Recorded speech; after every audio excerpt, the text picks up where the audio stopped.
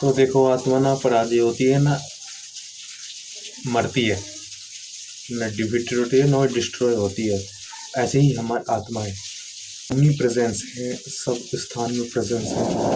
कोई कितना भी उनसे दूर भाग जाए, कोई कितना भी दुष्ट हो जाए, पर हर अवस्था में हम हमारी जैसे कि हम अपने आप से नष्ट होते रहेंगे, डिस्ट्रॉय हमारा जितना पतन होता रहे, पर एक विचारधारा जो ईश्वर की वह सत्य विराट सनातन रहेगी, सदैव रहेगी। उनकी शक्ति सामर्थ्य विद्यमान रहेगी, वह गुरु के रूप में हो, किसी भी रूप में हो। कोई गुंडा भी हो, कोई अधर्म का व्यक्ति भी हो, वह भी किसी को पूछता है जिससे कि उसने किया। वह भी कुछ किसी को बड़े को मानता है जिससे कि जो भी किसी से बच सके। अच्छा व्यक्ति ईश्वर को मानता है जिससे कि वह अधर्म गलत चीज़ों से बच जाए, वो बुराइयों से बच जाए, वो अपनी हानियों से बच जाए। और जो बुरा है, जो भ्रम में अविद्या में व्यक्ति है जिसका नष्ट हो रहा है, वह भी कुछ चाहता है कि वो भी किसी को कुछ देख करके करता है, किसी को मानता है, उसके जैसा बनना चाहता है या उसको मान रहा होता है। तो वह भी किसी कुछ अंश में सानिध्य को, कोई दुष्ट हो रहा है जिसका कोई गलत काम भी कर रहा है, वह भी कुछ जैसे भ्रमित होकर किसी ने कुछ अपनी जैसा वह है उसके प्रतिकूल उसने कार्य कर दिया, परंतु वह चाहता है कि अनुकूल हो। तो अब उसको अनुकूल व्यक्ति के छत्र छाया में रहता हुआ वह भी समक्ष बैठ करके वह भी उससे याचना कर रहा होगा, उससे आशीर्वाद की इच्छा कर रहा होगा, उससे सीख रहा होगा। तो यही है, वो कुछ कुछ क्षण रूप में, वह भी कुछ रूप में उसको मांग रहा होगा, खुद इसकी इच्छा कर रहा होगा, कुछ भी वह भी कुछ अंश रूप में। तो ये है कि ओमनी प्रेजेंस सदा विद्यमान रहेंगे, कभी डिफीट नहीं होंगे। तुम उसको डिफीट करने के चक्कर में खुद डिफीट हो जाओगे, तुम उस बुराई को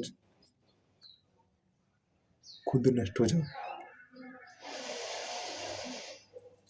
तुम उससे बचने के चक्कर में स्वयं अपने आप को खो दोगे। तुम अपने मोह के कारण अधर्म को चुनते हो तो तुम स्वयं नष्ट हो जाओगे। तुम उसको न मानने के कारण, अपनी लालसा के कारण, अपनी मनमानी के कारण तुम स्वयं उसको खो दोगे। वह तुम्हें अंत तक नहीं छोड़ते हैं, सदा दया भाव रखते हैं, जो श्रेष्ठ होता रहेगा। वो तुम्हारे करने से कुछ उसका प्रभाव नहीं पड़ेगा, परंतु तुम्हारे पे तुम्हारा स्वयं कर्म का प्रभाव पड़ता है। अन्य कर्मों पर प्रभाव न्यून में पड़ता है। कोई महान है, वो सिर्फ आशीर्वाद दे सकता है, उसके स्वयं कर्म पर प्रभाव इतना अधिक नहीं पड़ेगा। आपसे आप में विद्या में बड़ा है, धन में बड़ा है, तो उस पर कुछ प्रभाव नहीं पड़ेगा ना आपके कर्मों से। वह तो आशीर्वाद दे रहा है एक तरह से आपको, तो वो तो उसमें बना रहेगा, धन में बना रहेगा। अगर धन दानी दान दे रहा है तो धन दान में बना रहेगा। विद्या धन दे रहा है तो सिखा रहा है तो विद्या धन में बना रहेगा। तो आपके कर्मों से उस पर कोई प्रभाव नहीं पड़ेगा। अगर आप गलत करोगे, इसके लिए द्वेष रखोगे, तो आपका स्वयं का नष्ट होगा। आपके कर्मों से स्वयं आपका नष्ट होगा, अपने कर्मों से अपने आप बढ़ेगा। तुम अपने कर्मों से अपने आप बढ़ोगे या तुमको नष्ट होगे, तो उस कर्मों का आप पर, आपके कर्मों का उस पर प्रभाव नहीं पड़ेगा, परंतु उसकी योजनाओं का, उसके नियमों का, जो उसने एक तरह मंजिल तय करके इतने उच्च शिखर पर पहुँचने के लिए, उस पर आपका प्रभाव पड़ेगा।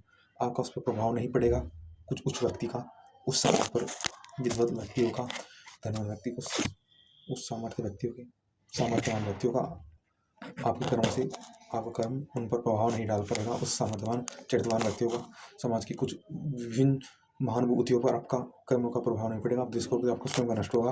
उन्होंने तो नियम, रूल्स एंड रेगुलेशन स्टे कर रखे हैं, और उन पर नहीं चले तो आपका स्वयं का नष्ट होगा। तो जिनके जैसा पाना चाहते हैं तो उनके नियमों पर, शर्तों नियम पर चलना पड़ेगा आपको। रूल्स एंड उनकी सीमाओं पर चलना पड़ेगा आपको, नियमों पर चलना पड़ेगा, अन्यथा आपका नष्ट हो जाएगा, आप नष्ट हो जाओगे आप।